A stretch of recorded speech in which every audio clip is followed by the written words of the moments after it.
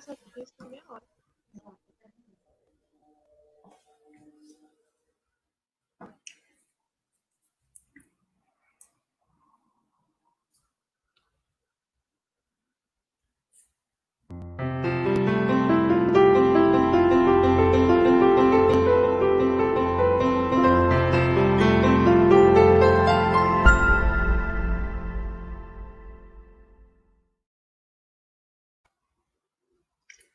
Olá, meus amigos, minhas amigas, uma boa noite para todos.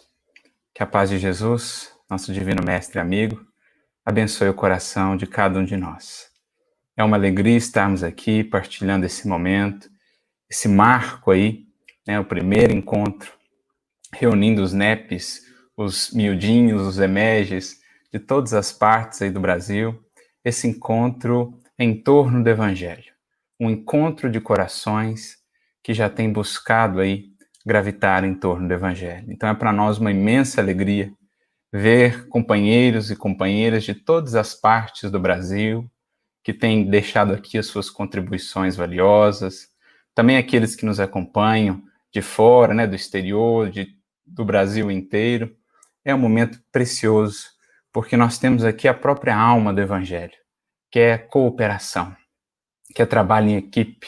Essa ideia que Paulo tanto levantava nas suas cartas, a igreja, ou seja, a comunidade, a assembleia dos seguidores do Cristo, como esse corpo, cada um com a sua frente de trabalho, cada um com a sua característica, mas todos gravitando em torno desse, que é o Divino Mestre, a cabeça da igreja, como ele se referia. Então nós gostaríamos, antes de iniciar a nossa reflexão, de agradecer aí o espaço também que a Rede Amigo Espírita nos abre, agradecer ao querido amigo Zé Aparecido, mandar também um abraço aí, o nosso agradecimento sincero ao amigo Gustavo, que está aí nos bastidores, coordenando todas as salas, coordenando todas as câmaras, enfim. E gostaríamos também de deixar aqui o recado, né, e o convite, temos aí um QR Code, para aqueles que buscarem, estiverem já dispostos a estender o auxílio fraterno, a vivenciar a fraternidade, basta apontar aí o celular, registrar com a câmera o QR Code, que já serão conduzidos lá ao site da Fraternidade Sem Fronteiras, para conhecer melhor os projetos, as possibilidades de auxílio. É aí um convite que todos temos para partilharmos uns aos outros, ou uns com os outros, né? Os recursos, as forças, as possibilidades, para que os fardos e as lutas sejam mais suaves para cada um.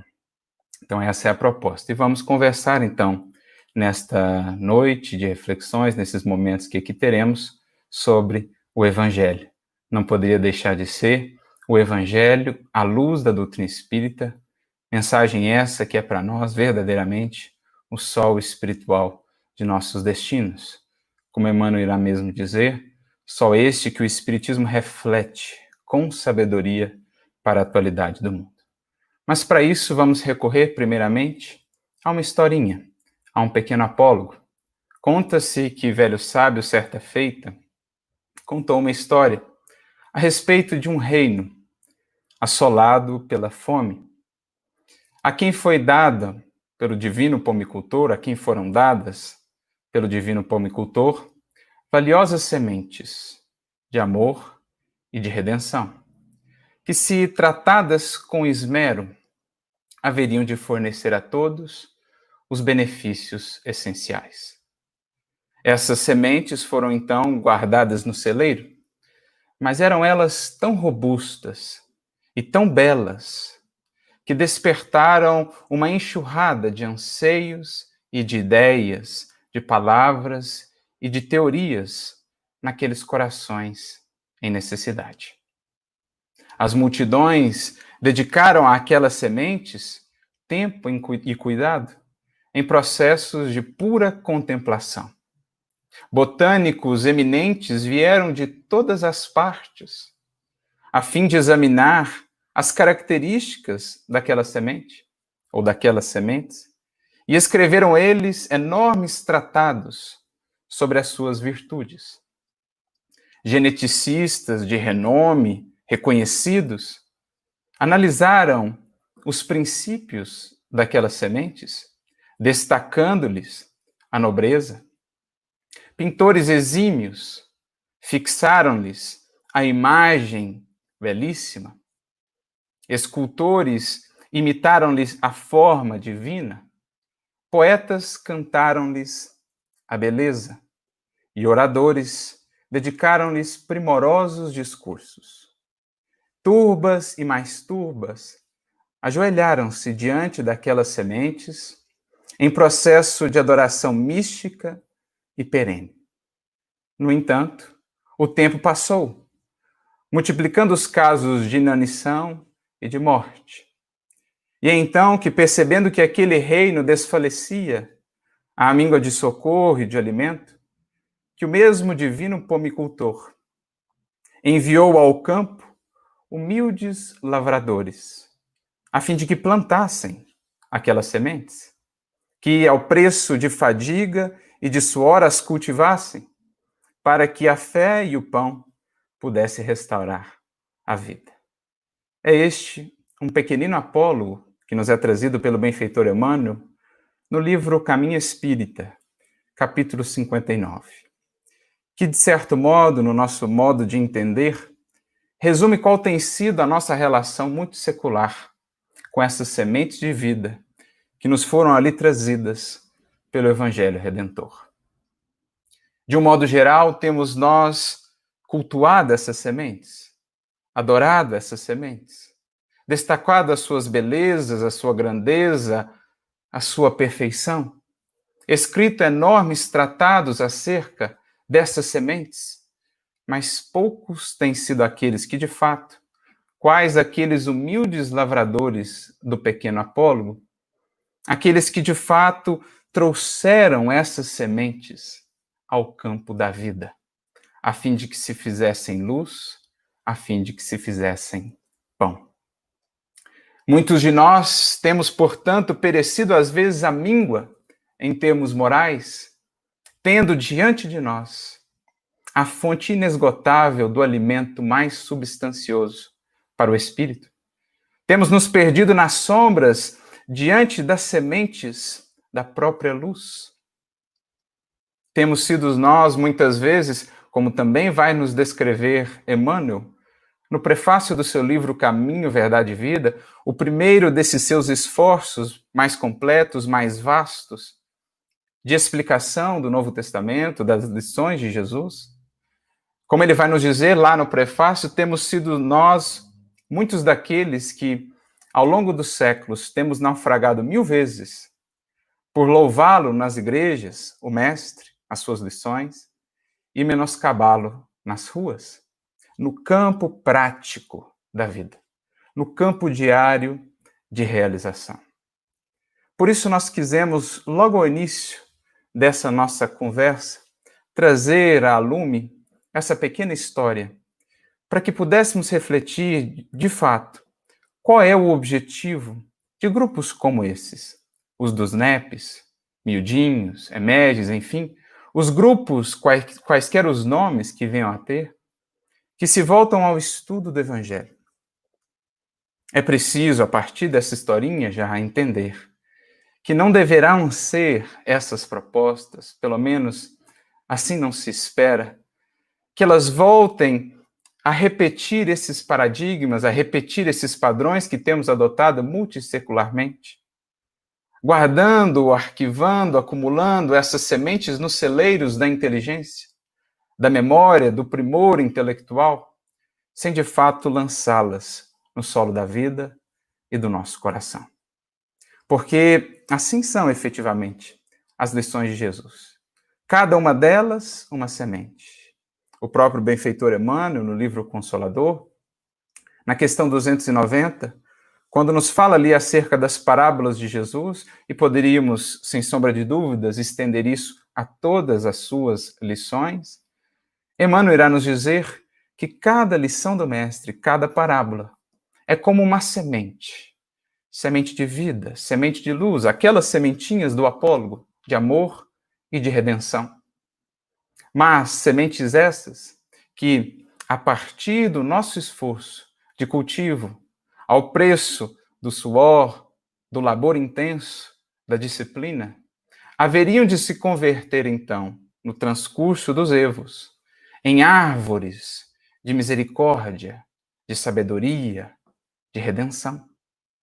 Acontece que temos muitas vezes adotado essa postura do simples arquivamento, do simples guardar dessas sementes, sem devidamente as aplicar.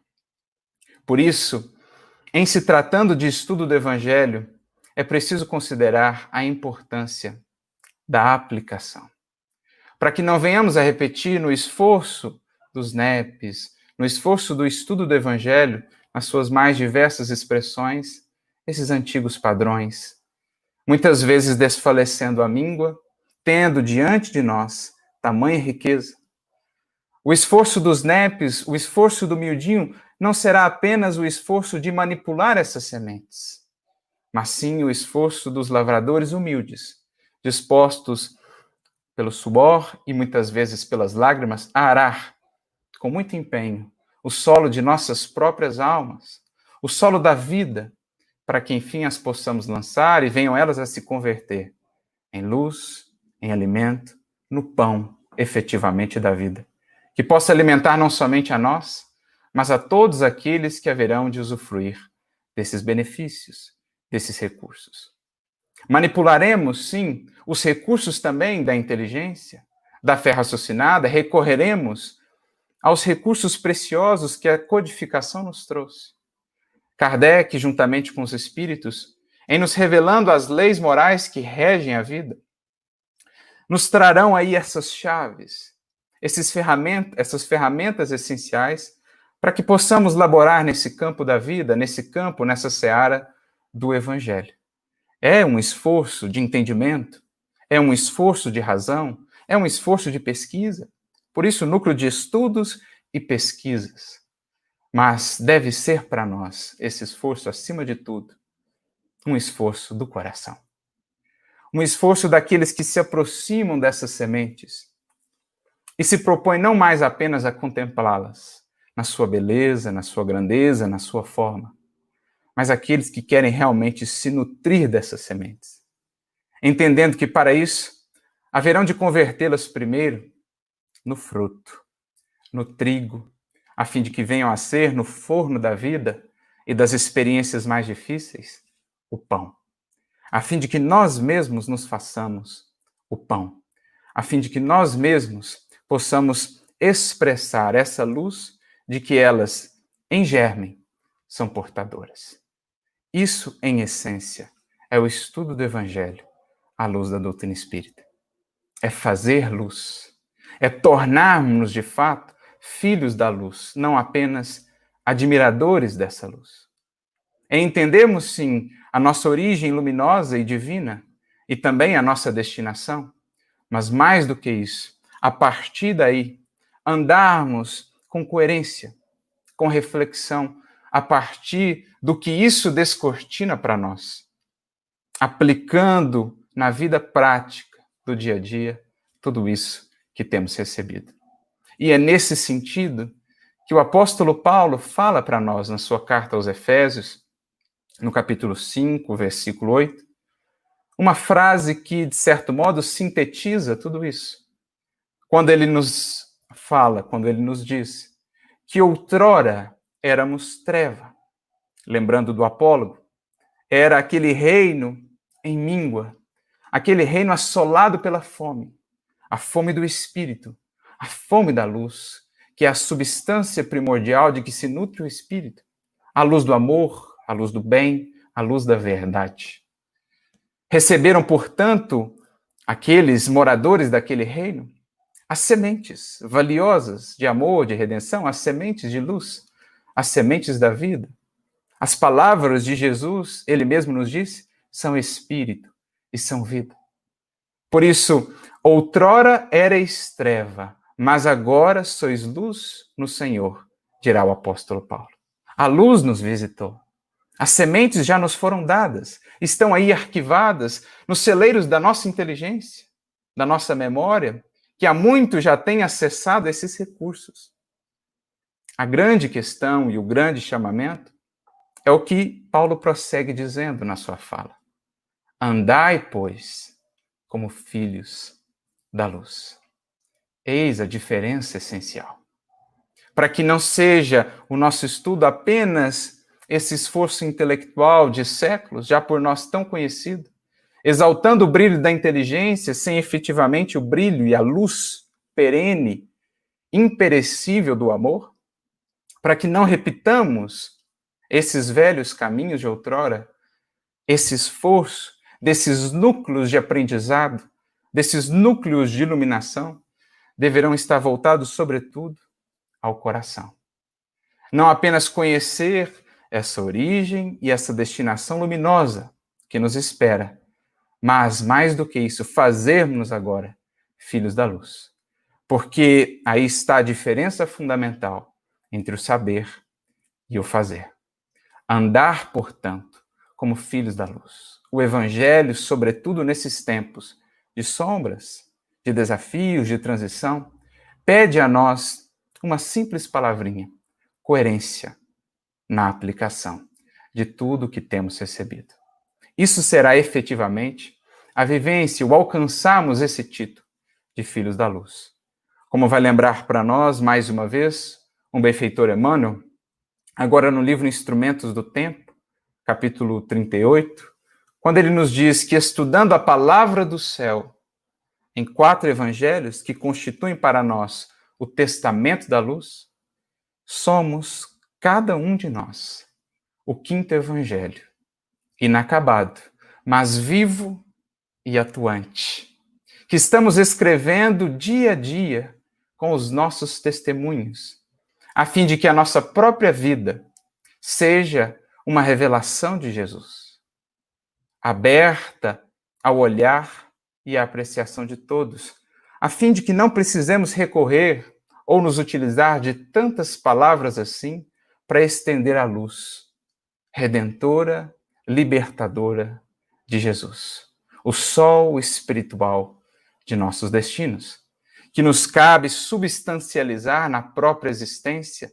como haveria de nos afirmar o benfeitor Cláudio, logo no primeiro capítulo do livro Ave Cristo. Essa é a grande proposta, então, desses núcleos de aprendizado e de reflexão em torno do Evangelho. Recorremos, sim, aos instrumentos da razão, da reflexão, do raciocínio lúcido, que Kardec tão bem nos propõe. Recorremos a essas chaves essenciais que nos abrem esses cofres de luz, de valor imperecível.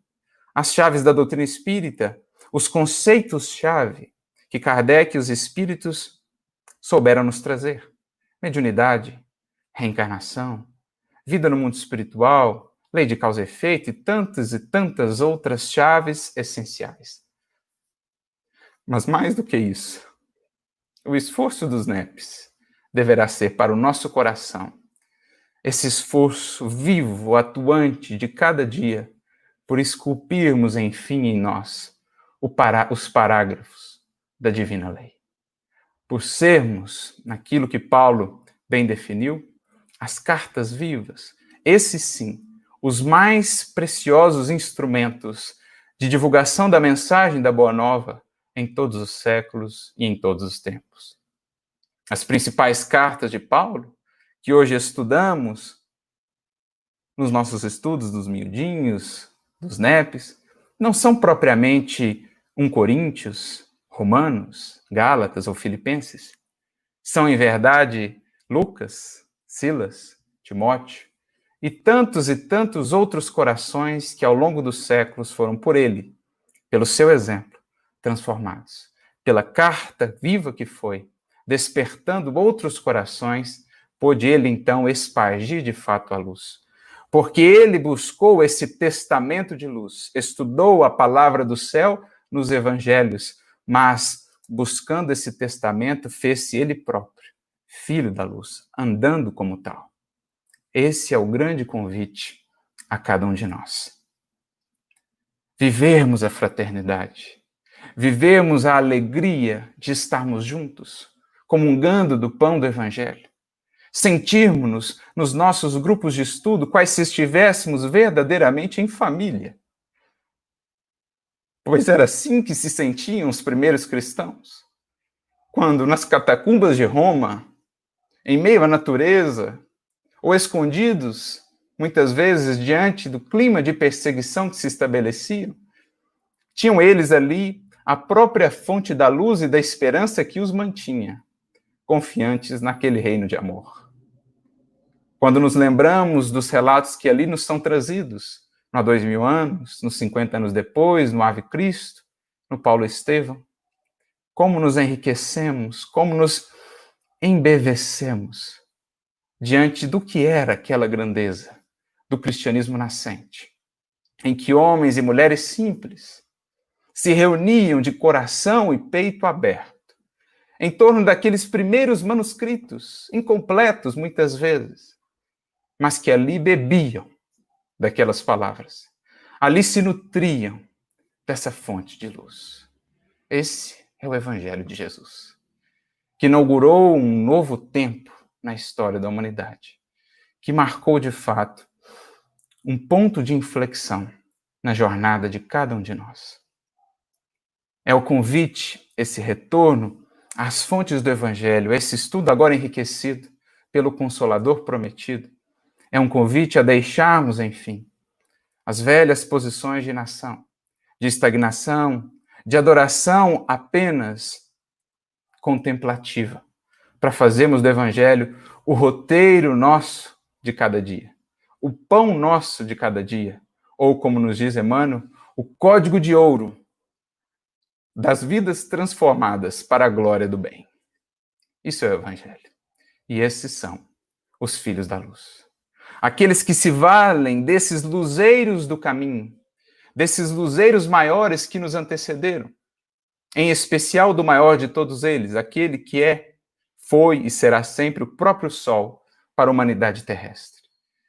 Aqueles que nos valemos dos luzeiros outros, em maior ou menor escala, Paulo, Estevão, Pedro, Madalena, Joana de Cusa e tantos outros. Chico, Eurípides, Bezerra, Caibar e tantos outros. Valemos-nos desses luzeiros, estudamos-nos, empenhamos-nos, recorremos às suas vidas, aos seus exemplos, aos seus textos, Kardec. Mas entendemos que não basta apenas recorrer a luzes alheias, porque o momento pede-nos luz própria, acendermos a nossa própria luz.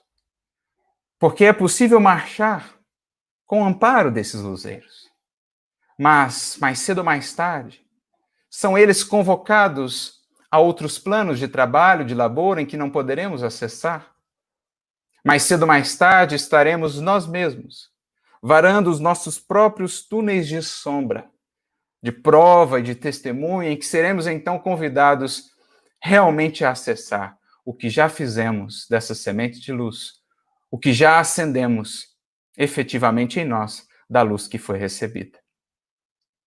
É então que surge esse convite que Emmanuel nos trará, fechando esse primeiro livro em que se propôs a estudar conosco a mensagem de Jesus, o caminho, verdade e vida.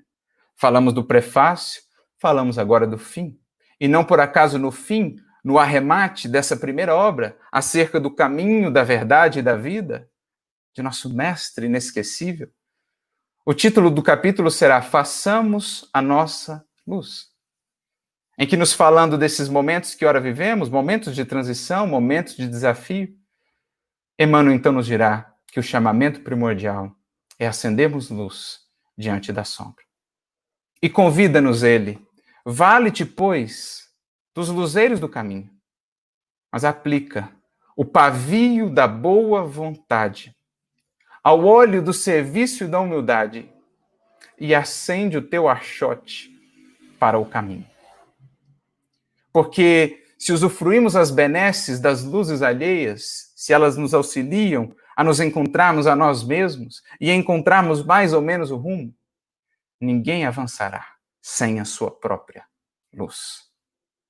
Ninguém avançará sem acender-se a si mesmo, incendiando-se aí no amor de Jesus, na fidelidade à verdade e à lei divina. Por isso ele nos convida a aplicar o pavio da boa vontade ao óleo do serviço e da humildade, porque a luz embora compartilhada, não pode ser simplesmente mecanicamente transposta de um coração para o outro. Nem mesmo Jesus pode fazer isso por nós. É o que está lá para nós, ensinado na parábola das 10 virgens. Naquelas que não poderiam compartilhar o óleo para acender a candeia com as outras 5, que não haviam preparado o óleo, por quê? Porque a luz, o óleo, vem de cada um. Recebemos os recursos, recebemos as sementes, mas cabe a nós cultivar e transformar tudo que é investimento do alto em luz efetiva e definitiva da nossa própria alma. Porque o problema de redenção, diz Emmanuel, não consiste em simples e belas palavras, não consiste em cultura, não consiste em memória, em eloquência no trato do Evangelho. O problema de redenção é mais profundo do que isso. Já diria o próprio apóstolo Paulo, que foi ele mesmo um filho da luz, o reino de Deus não consiste em palavras. Porque o reino de Deus é um poder que irradia. O reino de Deus é uma luz que fala sem palavras. O reino de Deus é uma atmosfera que embala, que envolve, que contagia e que incendeia. Assim foram todas as vidas que de fato estenderam essa luz. Contagiaram, marcaram, ergueram, incendiaram no amor do Cristo, no amor que constrange os outros corações. Eram, por isso, cartas vivas. Por isso, Emmanuel vai dizer, nesse capítulo 180 do Caminho, Verdade e Vida, que a nossa necessidade básica é de luz própria, de esclarecimento íntimo, de autoeducação, de conversão substancial do eu ao reino de Deus. Esses são os filhos da luz, os que andam como tais, os que tomam posse da herança que lhes foi preparada pelo Pai, os que acessam o testamento divino da luz nos evangelhos e fazem-se eles próprios uma nova página desse livro da vida. Porque, prossegue Emmanuel dizendo, poderemos falar lindamente do evangelho, poderemos comer o pão da consolação, recolher as flores do bem, alcançar os aplausos do mundo, recolher a gratidão de muitos e muitos. Todavia, avançar sem luz é impossível. Avançar sem luz própria é impossível. E é esse o esforço de cada núcleo desse que surge no Brasil, no mundo. É uma luz que se acende, luz que se faz ali a somatória, a síntese de inúmeras outras luzes que nos antecederam. Kardec, o Cristo, Paulo, Pedro, Tiago, o Antigo Testamento, Moisés, todos aqueles que deram a sua contribuição para a luz do mundo, todos aqueles que fizeram resplandecer a sua luz, que foram candeias vivas na noite escura da ignorância e das paixões humanas. Um NEP congrega essas luzes, mas não deixam elas ainda de ser luzes por fora de nós. E o grande convite a todos os corações que ali se congregam é então viver essa comunhão com a divina luz. Entendendo que temos ali o tesouro da vida, como outrora Estevão o encontrou, e que nos cabe, como ele mesmo descreve, saturarmos-nos então dessa luz. Pois os filhos da luz são os filhos do esforço, são os filhos do serviço, são os filhos da humildade, são os filhos da renúncia, são os filhos, essencialmente, do amor. Esse é o projeto que se estabelece e que congrega hoje já tantos corações. Lembrando lá a historinha do início, as sementes já estão nos celeiros do conhecimento humano, nos celeiros da doutrina espírita, nos celeiros do Evangelho de Jesus. Que sejamos nós, os lavradores humildes, que atendem ao chamado do divino pomicultor e vão, de enxada em mãos, ao solo da vida, arando, trabalhando, com suor e muitas vezes com lágrimas, para que essa água bendita possa fertilizá-las e fazer delas os doces frutos do amor e da luz. E que Jesus nos abençoe sempre nessa caminhada. Ave Cristo, meus irmãos. Ave Cristo.